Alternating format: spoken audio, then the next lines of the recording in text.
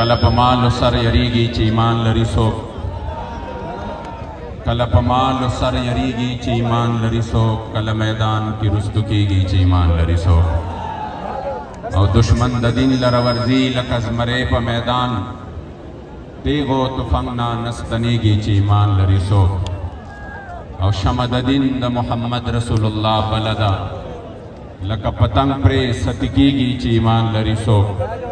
او دا د غیرت وینا سود نکړي بے غیرتو لرا، په دې وینا هغه پوهیږي چې ایمان لري څوک، او محمد امین په ننګ د دین کفن په سر تړلی، محمد امین په ننګ د دین کفن په سر تړلی، ورسره هغه روانیږي چې ایمان لري څوک۔ فیض آباد میں ایک مرتبہ پھر میرے مصطفیٰ کریم علیہ السلام کے غلام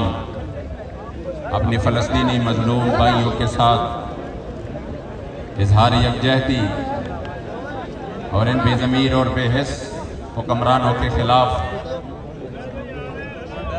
یہاں پر اپنے مطالبات کے لیے ان کے حق میں یہاں پر بیٹھے ہیں۔ بالکل واضح اور صاف طور پہ اگر ہم یہ سوچے کہ کبھی اسلام کی تاریخ میں ایسا دور نہیں آیا، ہم نے دور دیکھا کہ پوری وجود کو ڈھانپنے کے لیے مکمل کپڑا بھی نہیں تھا، ہم نے دور دیکھا کہ ایک ایک مہینے تک کھانے کے لیے بھی کچھ میسر نہیں تھا، ہم نے پڑھا ہے کہ ایسا دور بھی تھا جو لڑنے کے لیے اسباب اور وسائل بھی مکمل نہیں تھے، لیکن جب بھی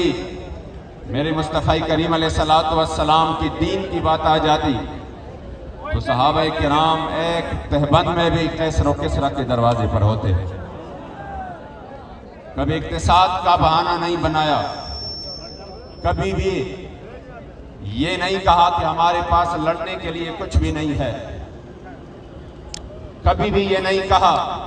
کہ ہمارے پاس اسباب اور وسائل نہیں ہے، کبھی بھی یہ نہیں کہا کہ ہم تعداد میں کم ہیں۔ اسلام کی بات آئی تو پھر اسلام کے لیے میدان میں نکلے اور اس انداز سے نکلے کہ پھر چشم فلک نے یہ نظارہ دیکھا کہ صرف 305 جو موقع پر موجود تھے انہوں نے 1000 مسلح جو تیاری کے ساتھ آئے تھے ان کو ایسا لتاڑا کہ چشم فلک نے بھی وہ نظارہ دیکھا، صرف 8 تلواروں کے ساتھ۔ اس لیے یہ جو بے حسی کا دور ہے، خدا کی قسم ایک طرف ہمارے سامنے ہمارے مظلوم فلسطینی بھائیوں کی وہ ویڈیوز ہے، وہ حالت ہے جن کو ایک غیور مومن مسلمان کبھی دیکھ نہیں سکتا، بلکہ حالت تو یہ ہے کہ وہ اتنے کربناک حالات ہے اور اتنے دردناک ہے کہ عالم کفر نے بھی اس کے لیے، کفریہ ممالک میں بھی اس کے لیے آواز اٹھی اور انہوں نے بھی کچھ نہ کچھ یہاں پر ان کے لیے آواز اٹھانے کی کوشش کی، لیکن افسوس اس ملک کے حکمرانوں پہ اور 57 اسلامی ممالک اور ان کے حکمرانوں پہ کہ انہوں نے اپنے مظلوم بھائیوں کو اس انداز سے ان کو بلا دیا کہ گویا کہ یہ انہی کا مسئلہ ہی نہیں ہے، صرف لگے رہے تو اپنے سرحد کے اندر اپنے ملک میں کہ نہیں ہم جو بھی قدم اٹھائیں گے صرف ملک کی خاطر اٹھائیں گے، صرف ریاست کی خاطر اٹھائیں گے۔ اس وجہ سے قلندر لاہوری علامہ اقبال نے اسی وقت کہا تھا کہ گفتار سیاست میں وطن اور ہی کچھ ہے اور ارشاد نبوت میں وطن اور ہی کچھ ہے۔ اور میرے جد امجد فرماتے تھے چدا جب وطن کی بات ہو تو خالص وطن کی جس میں اسلام کی بات نہ ہو، تو آپ نے فرمایا ز مسلمان اول بیاد پختون بچیم، کہہ رہا یہ قومیت یہ لسانیت تو بات کی باتیں ہیں، ز مسلمان اول بیاد پختون بچیم، کہہ رہا میں سب سے پہلے مسلمان ہوں پھر پٹھان۔ اسی وقت لوگ یہ نعرے بلند کر رہے تھے کہ نہیں ہم نے یہ فلاں صوبہ یہ فلاں وطن اس چیز کے لیے حاصل کرنا ہے تاکہ ہم اس کے جو جتنے بھی اس کے خزانے ہیں اس پہ قابض ہو سکے. پھر بعد کی باتیں ہیں اسلام کی طرف. آپ نے فرمایا نہیں اول ملت گٹما بیا بقومیت گٹما بیا ور پسے پا آزادے دا ہندوستان فخما کزن کدن وی خو آزاد مڑ مسلمان فخما دا آزادے پا دل ربا باندے قربان فخما. کہ اگر میری نزا کی حالت میں جو دو لحظے میرے زندگی کی باقی ہو وہ لحظے بھی میں کبھی بھی غلامی میں برداشت نہیں کروں گا.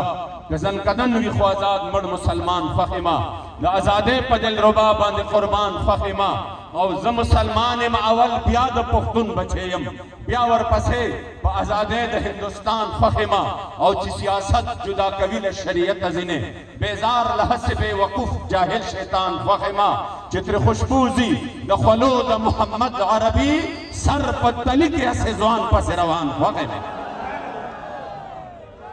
شعر کا ترجمہ آپ کے سامنے کروں گا پھر انشاءاللہ تعالی آپ جوم جائیں گے. آپ فرماتے ہیں چتر خوشبوزی دا خلود محمد عربی جن سے میرے مصطفیٰ کریم علیہ السلام کی پسینے معطر کی خوشبوئی مہک رہی ہو. تو اس نوجوان کے پیچھے میں کیا کروں گا؟ آپ فرماتے ہیں چتر خوشبوزی دا خلود محمد عربی سر پتلی کے اسزوان پس روان فخما. کہہ رہا میں اپنی جان ہتھیلی پہ رکھ کر ایسے جوان کے پیچھے چلنے کے لیے تیار ہوں. چتر خوشبوزی دا خلود محمد عربی سر پتلی کے اسزوان پس روان فخما. او قسم پر اب محبوب زمان محمد عربی ز محمد امین تلزق پا قرآن فخما. اس لیے آج بخدا مجھے جب بھی یہاں سے گزرنا ہوتا ہے اور جب کبھی اس منظر میں ہم یہاں پر آ جاتے ہیں تو بالکل آنکھوں کے سامنے فوراً ابھی جب ہم یہاں چل رہے تھے اسی سامنے سے تو میں نے اپنے امیر محترم حضرت قبلہ حافظ سعد حسین رضوی حفظہ اللہ کریم جل جلالہ آپ کی پل پل حفاظت فرمائے اور آپ کی قیادت میں یہ قافلہ عظیمت یوں روا دوا رہے. اور انشاءاللہ ایک وقت ہو آئے کہ اس قافلے کی صورت میں اللہ کریم جل جلالہ اس قافلے کی کوششوں سے اس ملک پر اسلام کا جھنڈا بلند ہو انشاءاللہ. میرے مصطفیٰ کریم علیہ السلام کی دین کا پرچم بلند ہو. تو میں نے آپ سے یہ جب آ رہے تھے تو وہ منظر مجھے یاد آیا کہ میں نے کہا وہ منظر تھا جب یہاں پر ہم آ رہے تھے اور پھر وہ جبل استقامت. خدا کی قسم میرے پاس الفاظ نہیں ہے, واللہ میرے پاس الفاظ نہیں ہے. مجھے اب بھی یاد ہے ہم یہاں پر بیٹھے تھے یہاں پر اور ادھر تمام اراکین شورا کی ایک میٹنگ ہوئی اور اسی میٹنگ میں جب ہم سارے بیٹھ گئے قبلہ بابا جان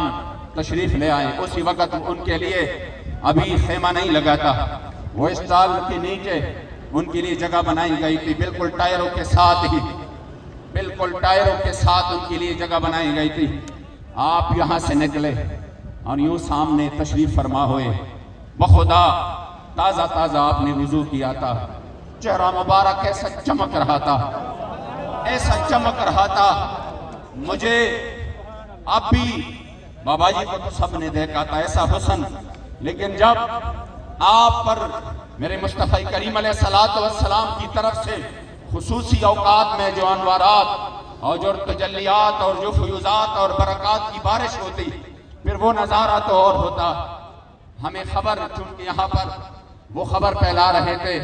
آگے پیچھے سے کہ رات کو آپریشن ہونے والا ہے, بڑی انہوں نے خبریں پھیلائی آگے پیچھے. جس کو بھی سن رہے تھے تو وہ یہی کہہ رہے تھے کہ بھائی خبریں آ رہی ہے کہ حکومت بڑا سخت آپریشن کرتے جا رہے ہیں.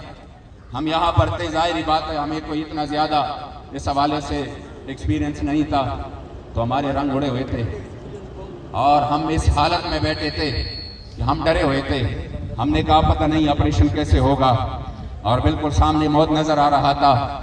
بابا جی نے جب سب کو دیکھا تو سب کو دیکھ کر بابا جی مسکرائے.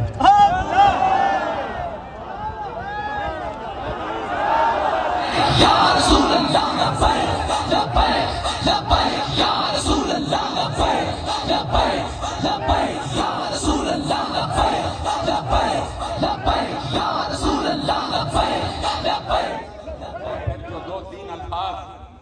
اپنی زبان مبارک سے آپ نے ادا کی ہے. یہی کمال تھا بابا جی میں کہ خود دلیر تھے لیکن ایک نگاہ سے وہ بڑے بزدلوں کو بھی دلیر بنا دیتے تھے.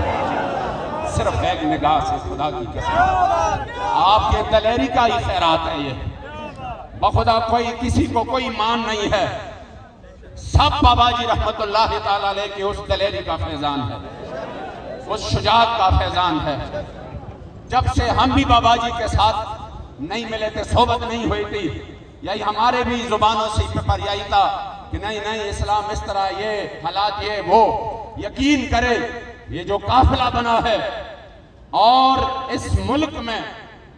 جہاں پر بڑے بڑے لوگ وہ عجیب انداز سے لوگوں کی تربیت کر رہے تھے, یہ جو قافلہ شیروں کا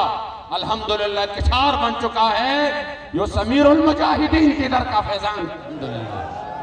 بس میں اختتام کی طرف آتا ہوں, صرف اتنا کہتا ہوں کہ انشاءاللہ ہم امیر محترم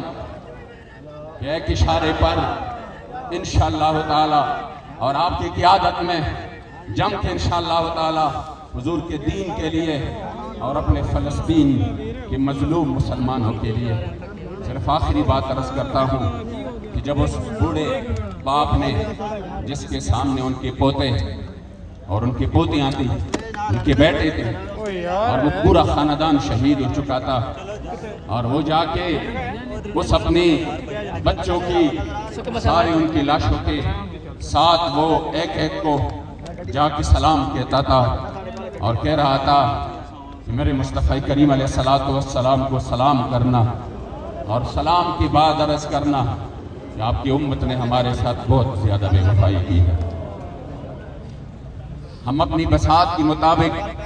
ان حضور کے غلاموں کے ساتھ اپنی استطاعت کے مطابق انشاءاللہ ہم ان کے لیے آواز اٹھاتے رہیں گے, اور اس کے لیے انشاءاللہ تعالی جس طرح ہمیں حکم ہوگا انشاءاللہ ہم اس کے سامنے ہم سر تسلیم ہم ہے. اور وہ وقت آئے گا اگر ہماری وجہ سے ان کے اوپر ایک گھٹے کے لیے بھی ریلیف ہو گیا تو میرا دل یہ گواہی دے رہا ہے کہ انشاءاللہ وہ ہماری مغفرت کے لیے ضرور سبب بنے گی. اللہ کریم آپ کا یہاں پہ آنا اور میرے مصطفی کریم علیہ السلام کے دین کے لیے اور پھر مسجد اقصیٰ کے لیے, بیت المقدس کے لیے اور اس کی حفاظت کے لیے آپ سب کا یہاں پر جمع ہونا دور دراز سے اس گرمی میں اور اس شدت میں اللہ کریم قبول و منظور فرمائے. اور قبلہ امیر المجاہدین فنافی خاتم النبیین قبلہ بابا جی رحمت اللہ تعالی علیہ ونور اللہ مرقدہ الشریف, آپ کے فیضان سے اللہ کریم ہم سب کو مستفیض فرمائے. رہے گا یہی ان کا,